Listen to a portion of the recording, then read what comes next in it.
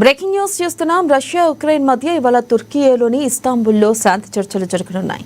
ఈ నేపథ్యంలో ఉక్రెయిన్ భారీ దాడులు చేయడం కలకలం రేపింది. ఆదివారం రష్యాలోని వైమానిక స్థావరాలపై దాడిని అధ్యక్షుడు జెలెన్స్కీ స్వయంగా పర్యవేక్షించారు. ఈ దాడులకు ఏడాదిన్నర నుంచి ఆ దేశం ప్రణాళిక రచించినట్లుగా తెలిసింది. అయితే దాడుల కోసం ఉక్రెయిన్ రోడ్లను కంటైనర్లలో రష్యాలోకి తరలించింది. అందుకే రష్యా భూభాగంలో 4000 కిలోమీటర్ల లోపలికి చొచ్చుకొని వెళ్లి మరీ దాడులు చేయగలిగింది. మధ్యాహ్నం సమయంలో ఇర్క్యూట్స్క్ ప్రాంతంలోని పలు వైమానిక స్థావరాలపై దాడులు చేయడంతో 41 యుద్ధ విమానాలు ధ్వంసమయ్యాయి. ఈ ప్రాంతంలో ఉక్రెయిన్ దాడులు చేయడం ఇదే తొలిసారి. దీంతో పాటు రాచ్ అండ్ ముర్ఖన్స్ ప్రాంతాల్లోనూ ఉక్రెయిన్ డ్రోన్లతో దాడులు చేసిందని రష్యన్ అధికారులు తెలిపారు. అయితే వివరాలు వెల్లడి కాలేదు.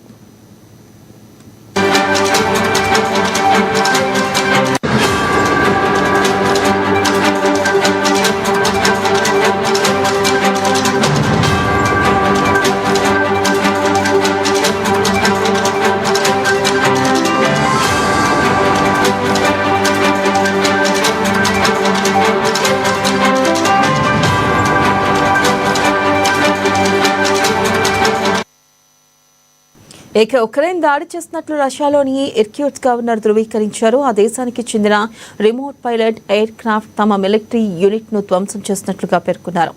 ఒలేనియా బెలాయా సహా 4 మిలిటరీ ఎయిర్ బేస్లపై దాడులు జరిగినట్లు వెల్లడించారు. ఉక్రెయిన్ సెక్యూరిటీ సర్వీసెస్ చేపట్టిన ఈ ఆపరేషన్లో TU-95, TU-22 M3 బాంబర్లు, ఇక కీలకమైన A-50 ఎయిర్ క్రాఫ్ట్ ధ్వంసమైనట్లుగా సమాచారం.